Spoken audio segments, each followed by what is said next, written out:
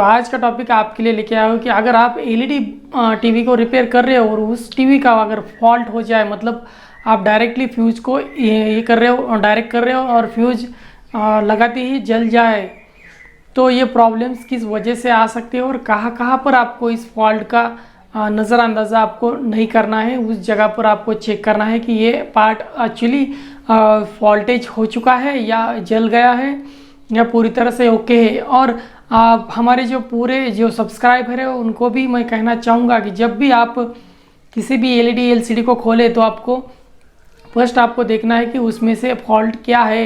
अगर आपको नज़र आता है कि अपना फॉल्ट जो है पावर सेक्शन का है, लाइट के वजह से, मतलब पावर ज़्यादा होने की वजह से डैमेज हो चुका है अपना सेट, तो उसमें क्या क्या डैमेजेस आ सकती है और क्या क्या आपको चेक करना चाहिए उसमें।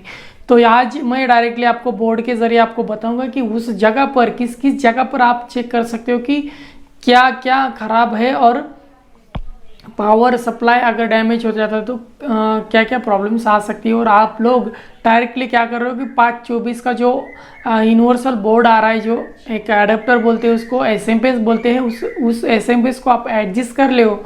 अगर उस एडजस्ट नहीं करना चाहते हो, किसी भी और बोर्ड से पार्ट निकाल कर इस बोर्ड में इंस्टॉल करना चाह रहे हो, जैसे कि आपको डायरेक्टली 524 का जो यूनिवर्सल पावर सप्लाई आता है उसको अटैच ना करे और करना चाहते हो तो कर सकते हो, लेकिन ना करना पड़े और पूरी तरह से सेट जैसा कंपनी का है उसी प्रकार से रिपेयर हो, तो आपको मैं कुछ इसमें कुछ थ्योरी बताता हूँ, मतलब कुछ सेक्शन बता रहा हूँ। उस सेक्शन को आपको चेक करना है, उसी प्रकार से आप अगर चेक करोगे तो आपका एलईडी उसमें ओके हो जाएगा।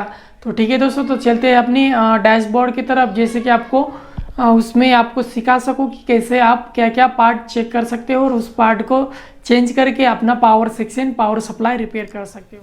हेलो दोस्तों, यहाँ पर मैं आपको एक कॉम्बो बोर्ड को दिखा रहा हूँ जिसका नंबर आप स्क्रीन पर देख सकते हो। मतलब किसी भी नंबर का अगर आपके पास बोर्ड आता है जो कॉम्बो हो या नॉर्मली पावर सेक्शन वाला बोर्ड है, जो कि एलईडी में यूनिवर्सल बोर्ड बोलते हैं इसको, इसका नंबर आपको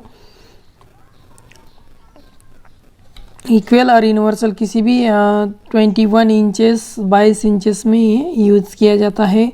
तो इस बोर्ड का अगर आप देखते हो कि बोर्ड में लाइट की वजह से एक शॉर्टेज हो चुका है, तो शॉर्टेज में क्या क्या डैमेज हो सकता है इसके बारे में बताने वाला हूँ आज की। अब आपको अगर आपका सेट अगर वोल्टेज की वजह से शॉर्ट हो गया है और आपको पता लग चुका है कि ये पावर सेक्शन का फॉल्ट है, तो आपको क्या क्या चेक करना चाहिए जिससे आपका पावर सेक्शन, पावर सप्लाई जो है रिपेयर हो जाए। तो यहाँ पर फर्स्ट हमको चेक करना है कि यहाँ पर आने वाले जो एसी वोल्टेज है वो इसमें इंस्टॉल हो रहे हैं या नहीं। इससे आगे अगर निकल जाए तो यहाँ पर हमें रेगुलेटर कॉइल मिलेगा और ये अपना एक फ्यूज़ का काम करता है, एक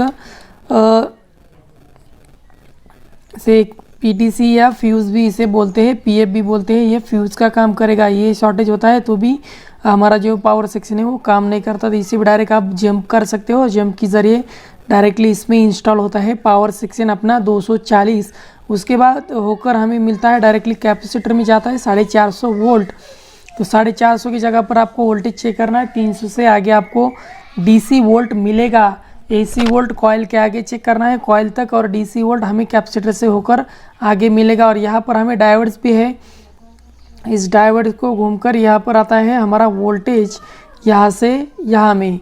तो यहाँ पर भी हमें डायोड को चेक करना है कि अगर आपका फ्यूज़ जो है, मतलब यहाँ पर फ्यूज़ है, ये डैमेज हो जाए तो किस वजह से फ्यूज़ जो है उड़ रहा है, इसके बारे में अगर बताए तो हमें इस डायोड को चेक करना है। इसके ये ख़राब होने के बाद भी फ्यूज़ जो है हमारा उड़ जाता है। और ये हमारा है मॉसफेट, जिस मॉसफेट के शॉर्ट होने के बाद भी फ्यूज़ जो है हमारा नहीं टिकता है और ये कॉइल भी, रेगुलेशन कॉइल भी ख़राब हो सकती है इस वजह से। और ये हमारा फ्यूज़ भी कनेक्टेड ख़राब हो सकता है। अगर ये मॉसफेट ख़राब हो या डायोड ख़राब हो तो डायोड को भी चेक करना है और मॉसफेट को भी चेक करना है। अगर कंटिन्यूटी दिखाते हैं दोनों भी तो फर्स्ट हमें इस मॉसफेट को निकाल लेना है और बाद में इस डायोड को चेक करना है, क्योंकि कभी कभी क्या होता है कि मॉसफेट ख़राब होने की वजह से डायोड भी कंटिन्यूटी दिखाता है और कैपेसिटर भी कंटिन्यूटी दिखाता है। तो फर्स्ट हमें मॉसफेट के निकाल कर हमें चेक करना है कि डायोड ख़राब है कि नहीं। कि अगर डायोड फिर मॉसफेट ओके दिखाता है और डायोड ख़राब है तो डायोड को चेक करके चेंज करके हम डायरेक्टली इंस्टॉल मॉसफेट कर हमें पावर सेक्शन मिल जाएगा। और बाद में होता है कि ये जो रजिस्टर है ये भी कभी कभी फट जाता है, ख़राब हो जाता है। अगर ये भी ख़राब होता है तो हमें इस जगह पर दूसरा रजिस्टर आपके बोर्ड में मिलेगा, ये कलर कोड देख के आप चेंज कर सकते हो। और इसके आगे हम देख सकते हैं यहाँ पर रेगुलेटर, मतलब ये STR का काम करता है जो रेगुलेशन पावर सेक्शन में देता है। तो उस पावर सेक्शन का ये भी एक अहम हिस्सा है। अगर ये भी ख़राब होता है तो हमारा पावर सेक्शन LED ब्लिंकिंग कर लेता है, या पावर सेक्शन ओके नहीं हो जाता है, आता है पावर और निकल जाता है। इस रेगुलेटर IC के ज़रिए 6 पॉइंट वाला ये रेगुलेटर IC होता है जो ये ख़राब होने के बाद भी हमारा जो पावर सेक्शन कॉम्बो बोर्ड का है वो काम नहीं करता है। तो आप किसी भी बोर्ड से ये रेगुलेटर IC निकाल कर इसमें अटैच कर देते हो तो भी वो चल जाएगा, क्योंकि हर रेगुलेटर IC एक ही होता है सेम ही साइज़ का। तो बाद में हमें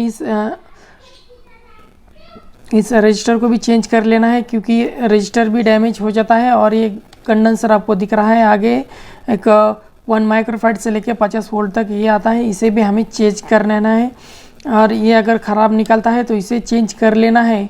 और बचते हैं ये कैपेसिटर और डायोड, ये कभी भी ख़राब नहीं होते हैं, क्योंकि ज़्यादातर डायोड और कंडेंसर जो है वो कभी ख़राब नहीं होता है, और हाई वोल्टेज में भी। तो ठीक है, इस पार्ट को चेंज करने के बाद हमारा जो कोई और भी पार्ट जो है सेक्शन में नहीं बचता है। तो इससे होकर हमें मिलते हैं ये कुछ जंप्स रजिस्टर्स। ये रजिस्टर की बात अगर आप चेंज कर लेते हो इसे भी, और वो नए भी पावर सप्लाई ओके होता है, तो आपको इस रजिस्टर को चेक करना है। ओम्स में दिखाएगा 150 से 250 ओम्स। तो अगर इसमें आपका पावर सेक्शन जो है पूरी तरह से ओके हो जाएगा, तो आपको लगता है कि ये चेंज करने के बाद भी अगर ना हो तो आपको मॉड्यूलर का इस्तेमाल करना पड़ेगा, जो कि 524 उसे मॉड्यूलर का बोलते हैं। उसका इमेज मैं आपको स्क्रीन पर दिखा रहा हूँ। तो इस इमेज को आप देखकर इस मॉड्यूलर को भी आप जंपिंग कर सकते हो। इस मॉड्यूलर को आपको जंपिंग करना नहीं आ रहा है तो आप मुझे कमेंट कर सकते हो कि इसके जंप कैसे करना है। तो आपको मैं इसके ज़रिए भी एक ऑडियो आपके सामने लेके आऊँगा। और आपको सहायता की ज़रूरत हो तो मुझे कमेंट के ज़रिए आप मुझे कांटेक्ट कर सकते हो। मैं 15 मिनट से ज़्यादा आपको समय नहीं लूँगा और आपको कमेंट का जवाब तुरंत ही दे दूँगा। ठीक है दोस्तों, तो ये वीडियो आपको अच्छा लगता है तो मेरे वीडियो को लाइक, शेयर, सब्सक्राइब चैनल को करना ना भूले, ताकि शेयर करना भी ना भूले, ताकि इस जानकारी का कोई भी और भी लाभ उठा सके। तो ठीक है दोस्तों, मिलते हैं अपनी नेक्स्ट वीडियो में।